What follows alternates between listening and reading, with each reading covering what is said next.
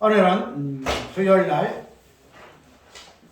제목은 주제는 조금 무거운 주제지만은 시간상으로 좀 간단하게 하려고 그래요. 오늘 예수 그리스도 안에 뒤에는 보면은 성경신학적으로 신학적 의미예요.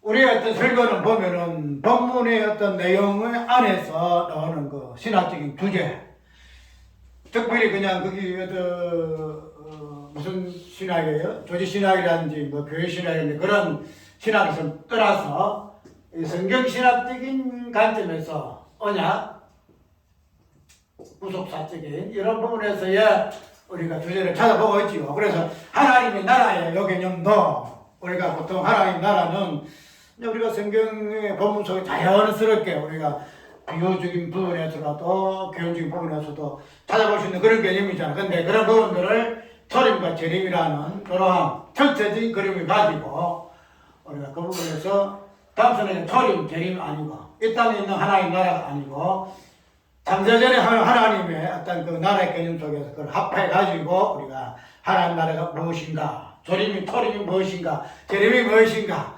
그러면은 이 땅에 있을 때의 재림은 아직 미완성이지만은 이미 이루어진 그 부분에서 재림의 개념이 무엇인가. 그래서 우리가 보통 구속 살게 되면은 이미를 많이 쓰잖아요. 이미죠. 이미. 그다음 아직 이걸 우리가 옛날부터 많이 썼어요. 구속 살면은. 그래서 이 이미와 아직의 이 개념을 단순하게 이 땅에 있는 예수 그리스도의 어떤 사건화된 요 개념 속에서 하나님 나라의 개념 속에서 임의라는 그걸 썼잖아요. 임의는 썼지.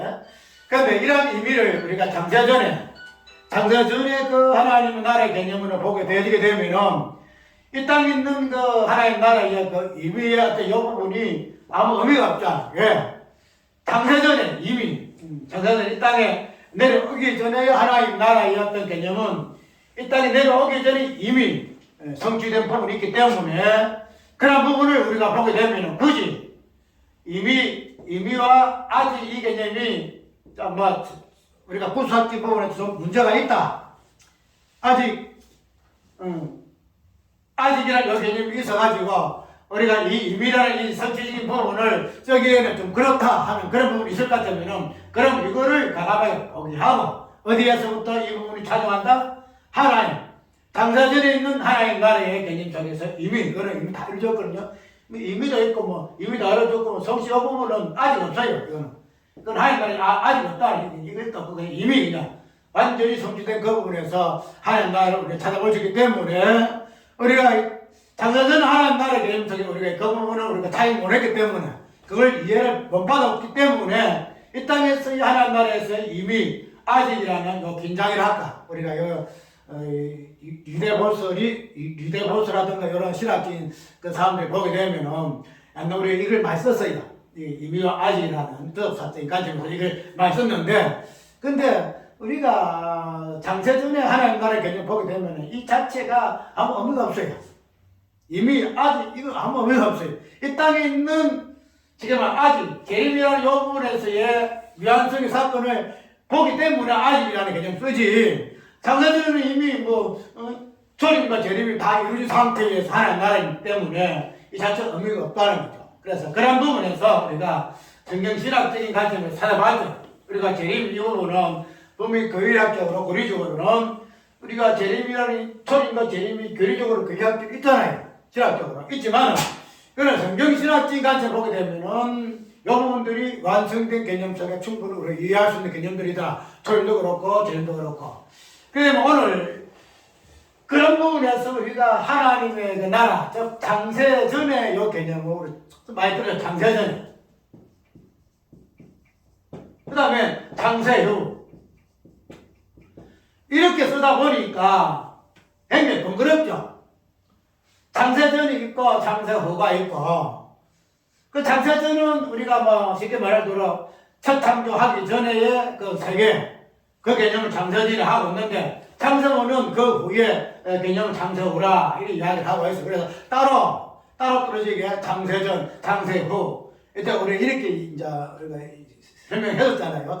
그걸 이제 하나로 묶어야 돼. 이제 그것을 하나 장세 전, 장세 후의 개념으로 하나로 묶는 개념이 그걸 우리가 새롭게 이해를 해야 한다는 거죠.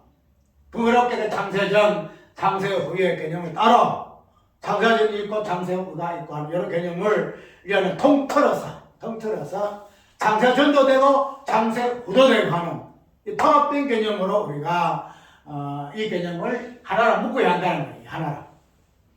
그게 우리가 쉽게 이해할 수 있는 예수 그리스도 안이라는 개념이다 이죠. 근데 이 부분들이 이제 정확한 장세 전의 개념과 맞물려서 포인트 부분은 우리가 에베소 1장 있는 요 성경 구절.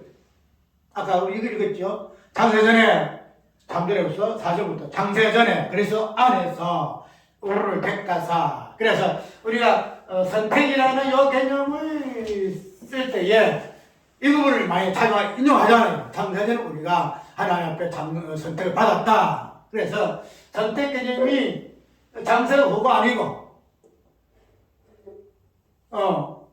내가 어떤 내 사업의 실존이 있기 전에 개념이 아니고 있기 전에 나라는 실체, 나의 실존이 있기 전에 나라는 자신을 이 말을 할 때에 장세 전의 개념으로 우리가 이야기를 많이 한다는 거죠. 그래서 우리가 이 장세 전이라는 요 부분이 에베소서 있지만은 요 개념 장세 전의 요 개념에서의 맞물려 있는 것이 예수 그리스도 아니거든요. 그냥 장세 전에 이것만 쓰는 것이 아니고 그 다음에 장세 후에 이 개념을 쓰는 것이 아니고 이 장세 전의 개념을 이야기할 때에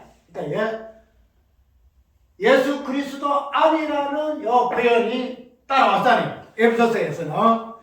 그렇게 되면은 이 장세 전의 요 개념에서 이 개념이 무엇을 이야기하는가 하는 부분을 우리가 예수 그리스도 안의 개념 속에서 이해를 해야 한다는 거예요.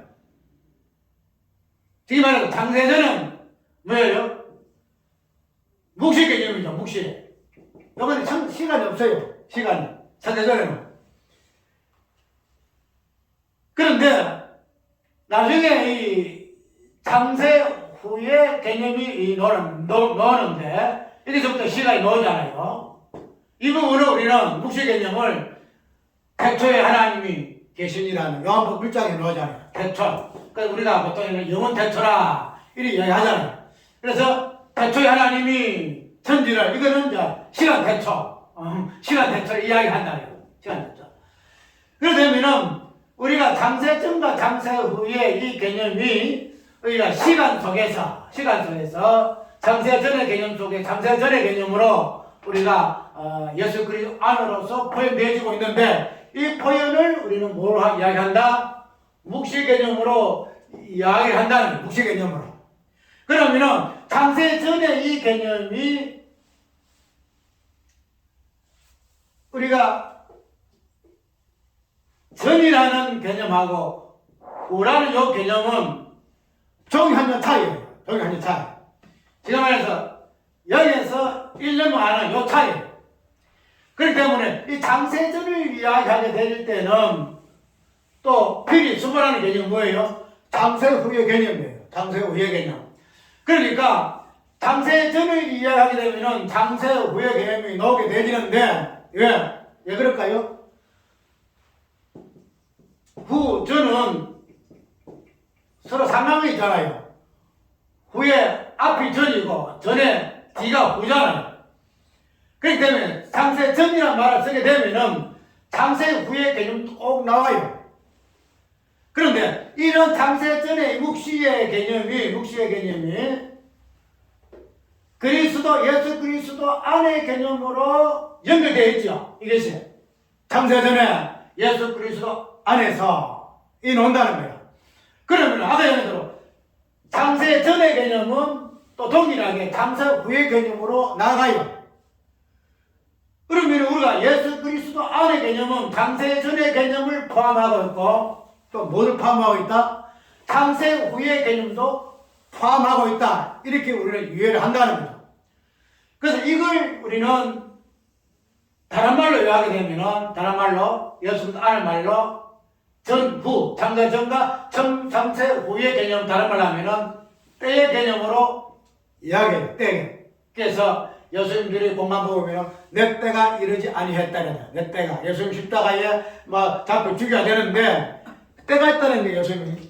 그 때에 의해서만이 예수님이 사건을 내지는데, 이 때가 이르지 아니하면은, 예수님이 어떤 사건이 이루어지지 않아요. 지금 십자가 사건, 부활의 사건도 예수님 때가 되지 아니하면은 이루어지지 아니한다는 거죠. 그래서 이 예수님의 때라는 개념은 뭐냐면은 예수 그리스도 안에 장세 전과 장세 후를 안에 포함한 예수 그리스도 안의 개념을 묵시의 개념으로, 시간의 개념으로, 시간의 개념인데 우리 인간의 어떤 개념 아니에요. 그래서 뭐로 이야기하면서 때 개념으로 이야기한다는 거죠. 그래서 우리가 왜 이야기를 지금 내가 하는가 하면은 아까 이야기대로 장세전과 장세후를 장세전은 이랬다, 장세후는 이랬다 이렇게 하는 것보다도 우리가 장세전의 개념과 장세후의 개념을 통합하는 개념이 예수 그리스도 안의 개념이기 때문에 이 예수 그리스도 안이라는 그 표현이 바울신학의 요점이에요. 바울신학의 핵심이에요. 바울신 핵심. 그 바울신학 하면은 예수 그리스도 안이에요. 예수 그리스도 안. 장세전, 장세후. 그 모든 것들을 포함하고 있는 것이 예수 그리스도 안이거든요. 예수 그리스도 때. 그걸 이제 바울신학에서는 핵심적으로 표현하고, 그래서 고린도 전서, 고린도 후서, 그 다음에 대쭉 보면은 갈라디아서, 데살로니가 전서, 후서, 빌립보서, 전체 보면은 앞에 보면은 예수 그리스도 안에서, 고린도후서, 고린도서 보면은 어떻게 보면은 예수 그리스도 안에서 거룩하여지고. 예수 그리스도 안에서 거룩하여지고 그 안에서 거룩하여졌다 이렇게 표현을. 그게 이제 사도 바울의 핵심적인 신앙이에요. 예수 그리스도 안에 있느냐, 예수 그리스도 밖에 있느냐, 이걸 가지고 지금 사도 바울은 뭘 이야기하는가 하면은 구속을 이야기하고 있고 복음을 이야기하고 있고 모든 우리 하나님 우리에게 주신 은혜의 방편들, 은혜의 그 내용들, 신령한 복들, 그것들을 예수 그리스도 안이라는 이 개념 속으로 설명하고 있다는 거죠. 그렇기 때문에 우리가 이때까지 예수 그리스도 안 쉽게 표현한 것으로 아의 선택은 우리를 예수 그리스도 안에서 창세전에 나를 선택을 해서, 그래서 예수 그리스도 안이라는 표현을 자주 쓰는데 과연 이 부분을 오늘 성경신학적 관점에서 과연 우리가 그냥 시마다 때마다 예수 그리스도 안에서, 또 다른 말로 주 안에서 이 부분을 이야기를 하지만은 과연 이 부분에서의 안이라는 개념이, 주 안이라는 이 개념을 얼마나 우리가 이해를 하고 예수 그리스도 안, 주 안, 이 부분들을 이야기를 하느냐 말이에요. 그걸 오늘 우리가 한번 살펴볼 거예요. 과연 사도 바울의 바울신학의 핵심적인 의미가 되는 예수 그리스도 안의 의미가 과연 무엇인가? 이걸 알아야 사도 바울이 그렇게 이야기했는 복음이 무엇이, 로마서에 있는 그 복음, 갈라디아에서 있는 율법과 복음의 관계, 그 모든 것들을 이 예수 그리스도 안으로서 설명하고 있거든. 주인 안이라는 이 표현 속에서 설명하고 있단 말이죠. 그런데 그런 것들을 우리가 아이고 우리가 복음을 받았어, 우리가 구원 받았어, 은혜를 입었어, 뭐 우리는 거룩한 존재야, 뭐 이런 말을 하는데 그런 모든 것들에 파생된 그 원 핵심이 어딘가 하면은 예수 그리스도 안의 개념이다 이 말이에요. 그래서 예수 그리스도 안이라는 이 부분이 무엇인가를 모르게 되면은, 그래서 우리가 받았다 하는 하늘 신령한 복들이 우리가 누리고 산다 할지라도 그것의 근본적인 의미에서 본의에서 이해를 못하게 되면은 하나의 부분적으로만 이해. 내가 예수 안에서 내가 선택받아서 당사자는 예수 그리스도 안에서 내가 선택받았어. 그렇게 비상적으로만 이해할 수밖에 없다는 거 우리가 기회할 것 같으면은 우리가 성경신학적인 관점에서 예수 그리스도 안이라는 이 의미가 얼마나 중요한지 몰라요.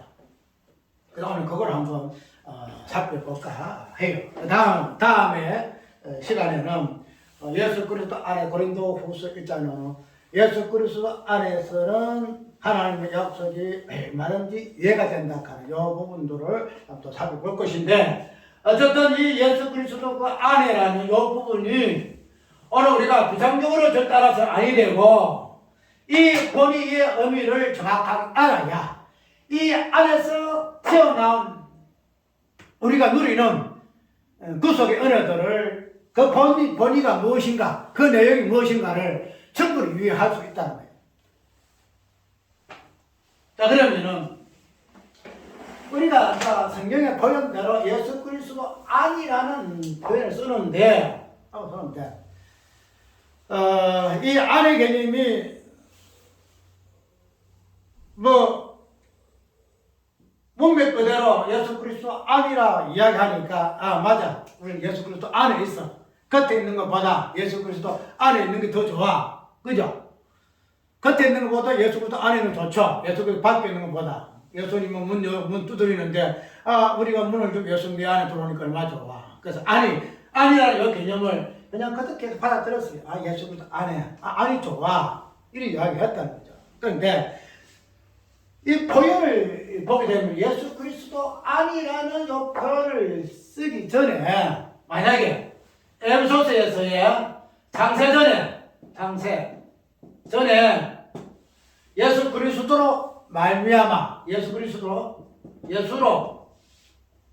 말미암아 아니면 인하여 이런 부분들을 써도 상관없을 것 같아. 왜냐하면 그 출발은 예수거든. 그 예수로 말미암든지 예수로 일하든지 예수로부터 이런 부분들을 써가지고 선택을 이야기를 해도 충분하다 이 말이야. 그런데 우리가 이 안이라는 표현을 썼다는 것에서 과연 예수 그리스도 안이라는 이 개념으로 말미암은 그 본의가 과연 어디에 있을까 하는 부분도 한 살펴봐야 합니다. 우리가 본질은 모든 물질은 사물을 할까? 사물은 무엇으로 되어가세요? 안과 겉으로 되어 있죠.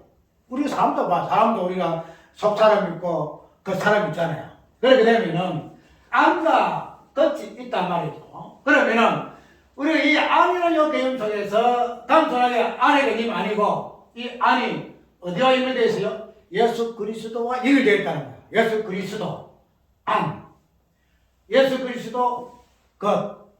그러면은 여기도 인하여 말미암아 이 부분들을 쓸 수 있으나 우리가 사물이라는 요 존재론적인 관점에서 보게 되면은 인하여 어떤 말미암아 이런 거 쓰는 것보다도 안과 끝이라는 본질적인 부분에서 이 안의 개념이 사용되지 않나 이렇게 생각해 볼 수 있다는 거예요. 그래서 예수 그리스도 안이라는 것은 예수 그리스도 안에 있는 개념, 그 본질이 무엇인가, 예수 그리스도의 그 본질이 무엇인가 하는 이 부분들을 우리가 의미심장하게 표현하기 위한 예수 그리스도 안, 이 개념이라 우리가 생각을 해볼 수 있다는 거예요.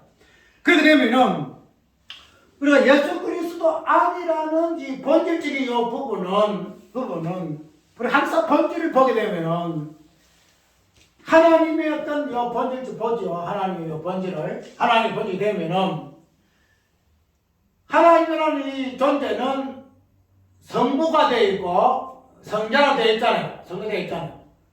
그러면은 성자 예수 그리스도의 안이라는 이 개념의 본질은 무엇을 뉘앙스를 풍기는가 하면은 안의 본질적인 개념이 성자 예수 그리스도의 입장에서는 무엇을 지향하고 있다? 성부 하나님을 지향하고 있다는 거죠. 성부 하나님. 그래서 예수 그리스도 안에 본질적인 의미는 예수 그리스도 안에 계시는 누구? 성부 아버지 하나님. 그렇게 이해를 한다는 거예요. 그래서 우리가 주기도문을 보게 되면은 처음에 어떻게 시작하죠? 하늘에 계신 그 다음에 우리 아버지, 하늘에 계신 우리 아버지 이름이 그렇게 이름 바꿔 우리 아버지. 아들과 아버지의 관계는 아들은 아버지의 본질을 입고 난 존재가 아들이에요. 그래서 아들은 누구를 닮지요? 아버지를 닮아요. 부모를 닮는다는 거죠. 그러면은 아들의 보이지 아니하는 본질은 무엇을 통해서 볼 수가 있어요? 아버지를 통해서 볼 수가 있다는 거죠. 그러면 오늘 본문상에서 예수 그리스도 안에서 의미의 그 본질은 아니라는 개념 속에서 드러내고자 하는 그 본질은 뭔가 하면은 예수 그리스도 안에 본질의 입장에서 아버지 하나님 이 부분을 우리는 이해를 한다는 거죠.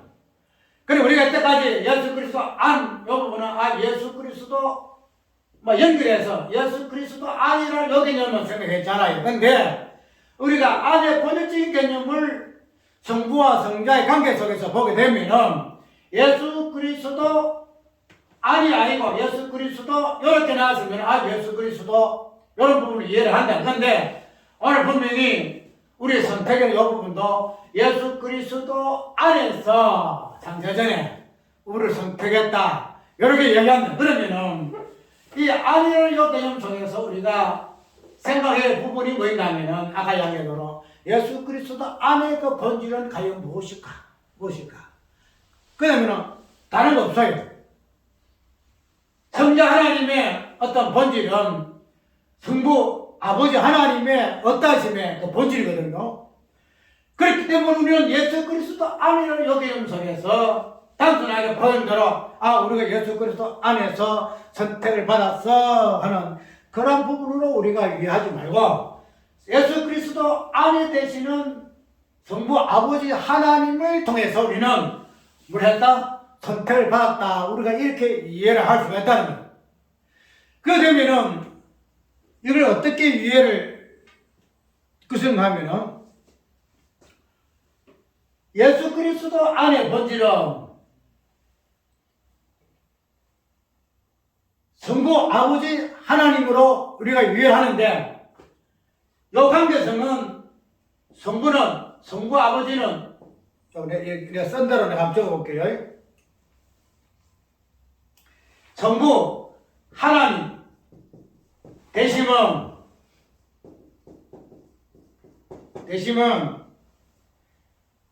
성자 하나님 되시고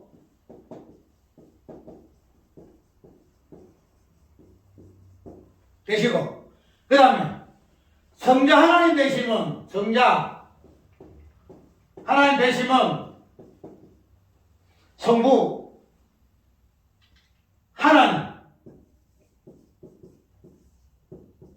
되십니다. 그냥 그 말이 같지요. 성부 하나님이 되심은 성부 하나님 되심이 결국은 성자 하나님 되십니다. 성자 하나님 되심. 또 성자 하나님 되심이 뭐예요? 성부 하나님 되십니다. 쉽게 말해서 성부 하나님이 계셔야만이 뭐가 돼요? 성자 하나님이 되신다는 거예요. 또 성부 하나님은 그저 홀로 성부 하나님 되시는 거 아니에요. 쉽게 말해서 성자 하나님은 성부 하나님이 되셔야만이 성부가 되셔야만이 성자 하나님 되시는 거고 성자 하나님은 성부 하나님이 되셔야 성자 하나님 되신다는 거예요. 성부 하나님은 성자 하나님이 되셔야 성부 하나님 되세요. 그래서 이게 아까 저번에 이야기했던 일격 하나님이신데 성부는 성자 되심으로 성부가 되시고, 성자는 성부 하나님 되심으로 말미암아 성자 되십니다. 우리가 일반적으로 아버지와 아들의 관계는, 아버지와 아들이라는 요 개념은 뭐가 있어야 돼요? 아버지가 있어야, 쉽게 말하면 아버지 있어야 그 다음 뭐가 있어요? 아들이 있죠? 또 아버지는 아들이 있어야 아버지 된다는 거야. 그래서 이런 관계 속에서 하나님이 하나님 되심, 성부 아버지 되심, 성부 하나님 되심의 어떠한 관계 속에서 서로가 통합되고 일치가 됐으냐 하는 부분을 보게 되게 되면은, 그 부분을 우리가 예수 그리스도 안의 개념이 우리에게 정확하게 표현되어지고 설명되어진다 하는 사실로 우리가 이해를 하게 되어진다는 거예요.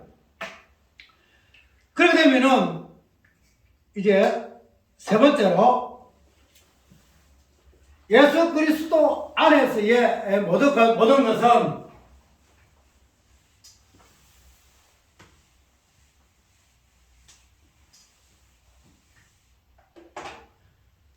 예수 그리스도 안에서 모든 것, 우리가 아까 출발할 때에 선택으로 출발했죠. 선택으로 출발하는데, 이 선택이라는 요 개념 속에서 저번에 이야기대로 그냥 선택만 하고 끝났다 이렇게 안 보잖아요. 선택으로부터 마지막에 영화까지도 우리가 보잖아요. 그러면은 우리가 예수 그리스도 안에 있는 그 모든 것, 안으로부터 모든 것이 나오거든요. 예수 그리스도 안으로부터 모든 것이 나와요. 모든 것이. 그렇게 되면은 예수 그리스도만 계신 것이 아니고 예수 그리스도 안에 계시는 하나님으로부터,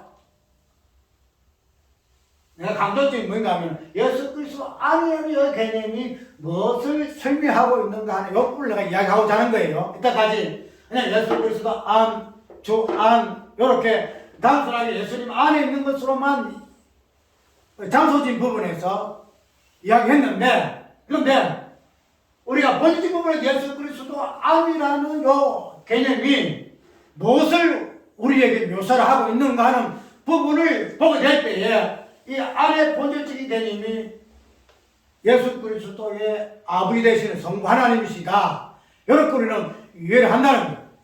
그렇게 되면은 우리가 예수 그리스도 안에 모든 것 되시는 아버지로부터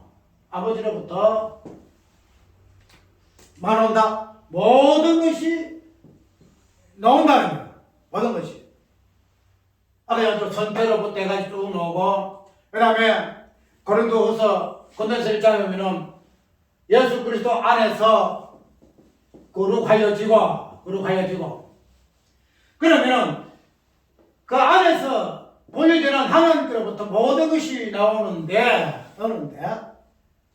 그룹도 나오고, 뭐, 은혜도 나오고, 사랑도 나오고, 다 나와요. 나오는데, 마지막 결론적으로, 아까 이야기한 대로, 우리가 안이라는 아버지의 개념은, 아들이 있음으로 말미암아 아버지가 성이 변덕을 했죠. 만약에 아들의 개념이 없으면은 아버지의 개념 성립 안 돼요. 아버지. 그 우리가 하나님 볼 때에 일체 하나님으로 이야기하지 안 하잖아. 어떤 하나님? 삼위 하나님으로 이야기한다니까. 일체 하나님이 아니고 삼위 하나님이 되셔야만이 진정한 하나님이 하나님 되십니다 이 말이죠. 그러면은 아들이 있음으로 말미암아 아버지 된다는 거죠. 아까 얘기하죠. 아버지가 있어야 또 아들이 된다는 거야. 그러면은 우리가 은혜의 방편에서 뭐랄까, 신령한 창세 전에 신령한 복을 우리에게 복 주시되, 분명히 여기서 그렇게 이야기하잖아요. 그 신령한 복에 대한 요 부분들이 분명히 아버지 안에서부터 우리에게 나왔다는 거죠.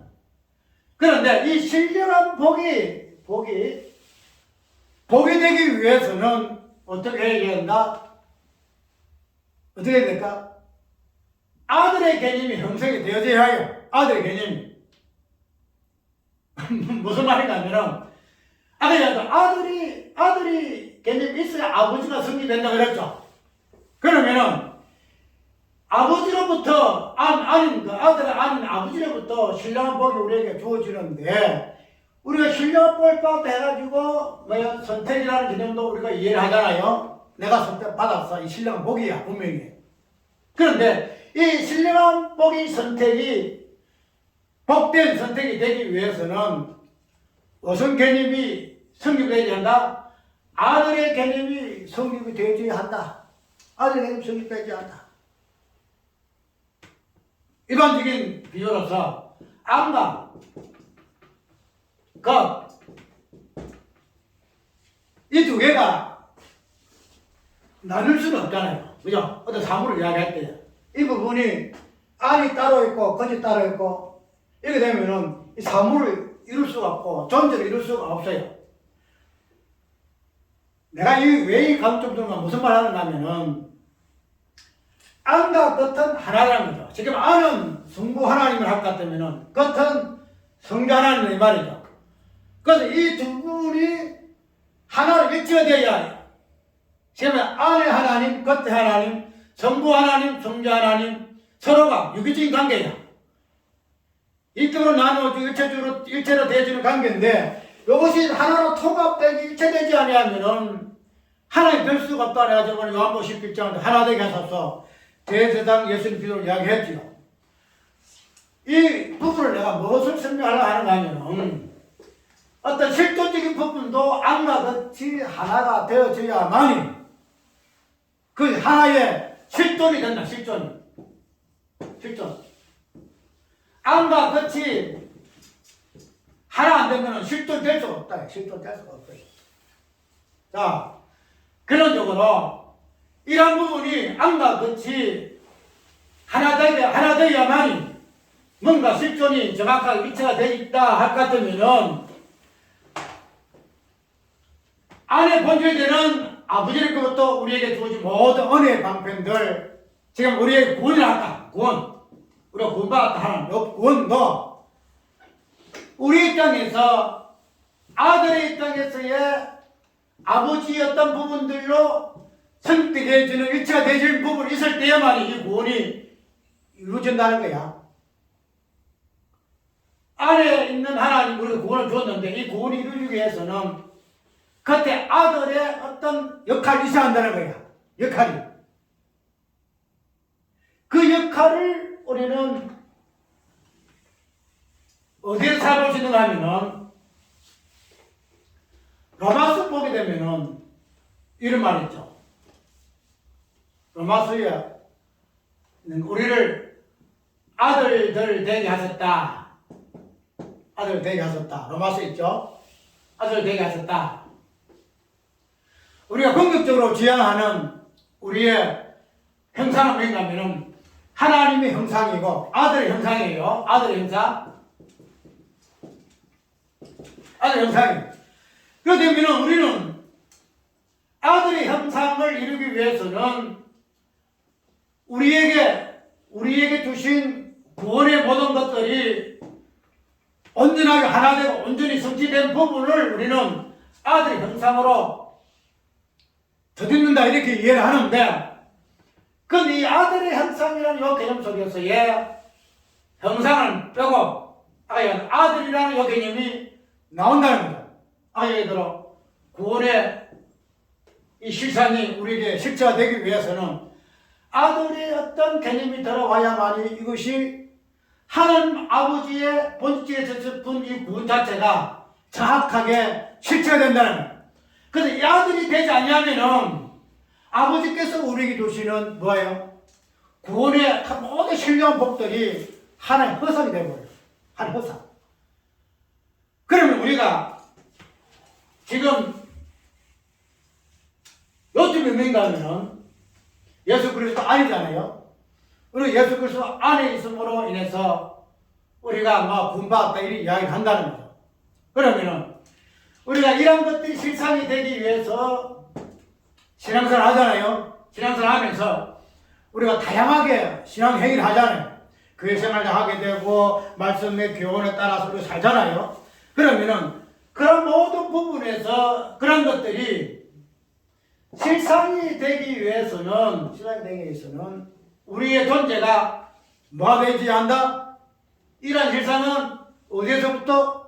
아버지로부터 왔기 때문에 다른 말로 그냥 실상이 아버지를 합시다. 아버지를 우리가 받았어. 하나님 아버지를 우리가 받았어. 그럼 하나님 아버지의 이 부분이 실체가 되기 위해서는 우리는 뭐가 되어야 돼요? 우리는 아들이 되어야지 한다. 아들. 성자가 되어야 한다. 성자가 되어야 한다. 이 말이에요. 그래서 우리는 이 부분에서 하나님 되심에서는 성부와 성자의 아들은 이미 하나님의 본질 부분에서 이루어졌기 때문에 이제 우리는 아들 되더라도 무슨 아들이 되어야 돼요? 사모신 아들. 낳으신 아들이 아니고 사모신 아들들 된단 말이에요. 그러게 되면은 우리의 어떤 이때까지 성화의 개념을 누차 이야기했잖아요. 성화 얘기는 우리가 영화를 이르기까지 위한 우리의 신앙생활의 여정이거든. 그러면은 이제 우리의 이 성화의 개념도 단순하게 내가 뭐 예수 그리스도 안에 있음으로 인해서 내가 신앙생활을 해야 한다. 맞아요. 맞는데 예수 그리스도 안에서 우리가 넘겨받았던 은혜의 그 실상들, 신령한 복들이 나의 신앙생활 되어지고 이것이 성화의 개념으로 나를 이끌어가서 영화되게 하기 위해서는 이 부분들이 어리 병편도 이 부분들이 단순하게 내가 이렇게 막 신앙생활 함으로 말미암아 성화되어지고 영화되어지는 것이 아니고 무엇이 되지 않다? 내가 아들이라는 요 겉의 개념 속에서 아니라는 아버지의 어떤 부분과 연결되어질 때만이 이런 모든 성화의 개념, 어렵다 하심의 개념, 부르심의 개념, 선택의 개념이 성취가 된다 이 말이에요. 그래서 이게 단순하게 앞으로 여정이 아니고 내가 이미 아들이라는 요 개념 속에서 형상으로 내가 지원받았을 것 같으면은 이 모든 것들은 하나의 뭐랄까요? 피상적인 개념으로서 우리는 이해해도 충분하다. 왜? 이미 아버지의 안에 있는 모든 것들이 나에게 주어졌고 그런 부분들을 하나의 실상으로 이루기 위해서는 내가 아들이 되어야만이 실상될 것 같다면 이미 나를 아들 되게 하셨기 때문에 이 부분에 성취적인 부분은 아까 얘기한 이미 영화롭게 된 존재로서 우리는 이해를 할 수 있다는 거예요. 그래서 우리는 예수 그리스도 안이라는 요 개념 자체를 그냥 단순하게 예수 안에 있어 내가 예수 안에 있는 존재야 그런 존재였던 예수 그리스도 안에 있었던 부분만 이해하지 말고 예수 그리스도 안에서의 그 성자 안에서의 성부 아버지의 어떤 하나님의 어떤 모습을 우리가 보아지는 것이 정확하게 위하는 것이 무엇이다?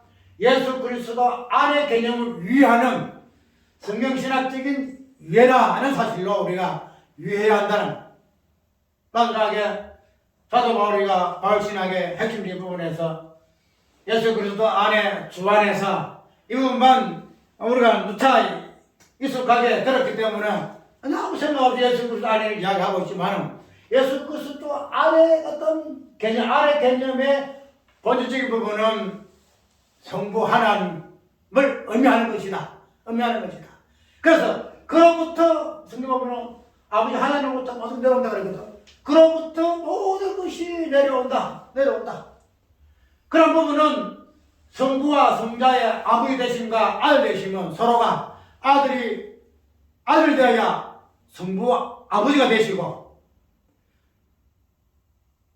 아들 되면 성부 자신이 됐어야 아들이 되시는 그런 관계 속에서 우리는 이해해야 한다는 거예요. 이거 조금 표현이 어려워요. 이게 말해서 성부는 자체로 성부가 안 돼요. 자체로. 이해가요? 이거 성부 하나님, 자체로 성부 하나님? 아니다. 여기서 성부는 아버지는 아들이 있어야 아버지가 되는 거예요. 아들은 또 자체로 아들 되는 거 아니잖아요.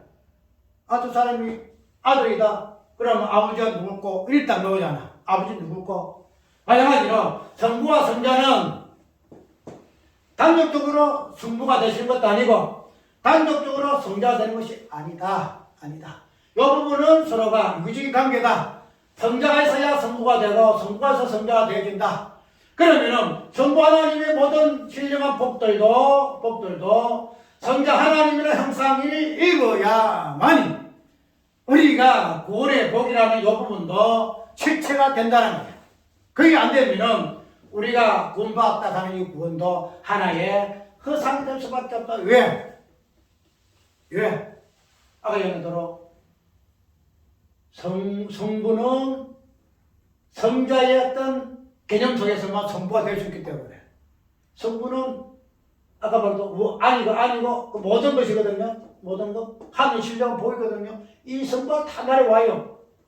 그런데 성자 대입이 없으면 성부가 없어지는데 무슨 안에 신령 모든 것들이 우리가 오겠나 이 말이에요. 못 와요. 그래서 이 실론적인 부분에서 저번에 이야기했듯이 우리 모든 예수 그리스도 안에서 그 때에 의해서 우리에게 도와주시는 하나님의 은혜는 이런 성부와 성자와 성령 하나님의 그 실론의 본질적인 부분에서 이렇게 나오기 때문에 그런 부분만 가지고 모든 것들을 딱 적용시켜 다 하게 되면은 다 풀리게 되겠어요. 그 안에서. 그러면 우리가 이때까지 이 땅에서 있을 때에 여러 가지 난제의 부분도 다 풀리게 되어 있단 말이죠. 그래서 우리는 오늘 내가 왜 이 부분을 가지고 왔는가 하면은 창세전의 개념을 이야기를 하고 그 다음에 창세 후의 개념을 이야기를 했는데 이런 부분들을 하나로 묵시의 개념으로 창세전과 후의 어떤 시간 개념의 부분들을 우리가 예수 그리스도 안이라는 개념으로 이해를 해 봐야 한다. 그것이 사도 바울의 핵심적인 부분이기 때문에 그러하다. 그래서 예수 그리스도 안의 개념을 이야기함으로 해서 그 안의 개념으로서 말미암아 에베소서에서 주어진 교회에 주어진 그 부분들을 오늘 우리가 어떻게 소화할 것인가. 그렇게 되면은 아까 얘기대로 교회는 뭐예요? 그리스도 몸이죠. 예수의 몸이잖아요. 예수의 몸. 예수의 몸이에요. 예수 몸. 예수 몸은 누구예요? 성자죠. 그리고 예수 그리스도의 몸된 이유가 그게예요. 몸은 또 교회죠. 예수 그리스도의 몸이 우리고 우리가 이 몸된 교회, 몸된 몸이 교회라는 거죠. 그래서 이 교회가 이 땅에서 그리스도의 몸을 온전히 드러낼 때만이 뭐한다? 예수 그리스도 안에서 주어진 창세전에 하나님의 신령한 복들이 복이 된다는 거야. 이 교회가 완전히 서게 될 때에. 그래서 교회를 어떤 영광스러운 교회라, 스러운 교회라 이렇게 이야기하는 이유가 여기에 있다. 그걸 이루기 위해서 신령한 복이 복되하기 위해서 우리를 예수 그리스도 몸으로 삼으시고 그 몸을 교회라 이렇게 부르신다는 거야. 그래야만이 예수 그리스도 안에서 주어진 복들을 우리가 실상으로 누릴 수 있다 하는 그런 의미가 오늘 에베소서에 있는 예수 그리스도 안의 개념 속에서 우리가 유추할 수 있는 신령한 복의 개념으로 성경신학적인 관점에서 다시 찾아볼 수 있는 의미가 될 것이라는 거죠. 그래서 예수 그리스도 안의 의미가 단순하게 예수 안에 있다. 그 안에 어떤 의미는 아들의 입장에서의 아버지 되십니다. 아버지 되십니다. 그 아버지 되심이 우리에게 하늘의 신령한 복으로 내려졌는데 그 신령한 복이 우리에게 실상이 되기 위해서는 우리가 아들이 되어져야 한다. 왜? 그래야 아버지의 개념이 성립되기 때문에 그 성립된 아버지로부터 우리에게 주어진 복이 실제적인 복이 되잖아요. 우리가 아들 되지 아니하면 아버지 하나님께서 아버지 하나님의 존재도 없어요. 맞죠? 성자가 없으면 성부도 없어요. 성부도 없으면 성자도 없어요. 그 우리는 낳으신 아들이 아니고 삼으신 아들이 됨으로 말미암아 우리가 아버지 하나님이라는 그 아버지 하나님 되심이 실존한다는 거예요. 그런 의미에서 오늘은 그리스도 몸이요 예수 그리스도 안에서 거룩하여지고 성도라 부르심을 받게 되고 이런 식의 성경의 표현이 여기 있다는 사실 우리가 깊이 있게 이야기를 한번 해보고 어쨌든 오늘 예수 그리스도 안의 의미가 그냥 비상적인 개념이 아니고 그 안의 개념 속에서 우리는 진정한 하나님의 아버지 되심의 본질이 어떻게 형성이 되어서 이 개념 우리에게 들어왔는가, 그리고 사도 바울이가 어떻게 해서 이러한 복을 신령한 복으로 우리에게 교회라는 개념 속에 연결시켜주고 있는가 하는 부분으로 우리가 이해를 깊이 있게 한번 통찰을 해봐야 합니다. 그래서 이제는 예수 그리스도 안에 장세전의 개념은 좀 뺄 수 있는데 안 쓰고 통합해서 장세전과 장세 후를 통합해서 어느 때를 지향하는 예수 그리스도 안의 개념으로 우리가 자주 쓰는 좋겠다 하는 생각이 듭니다. 찬송가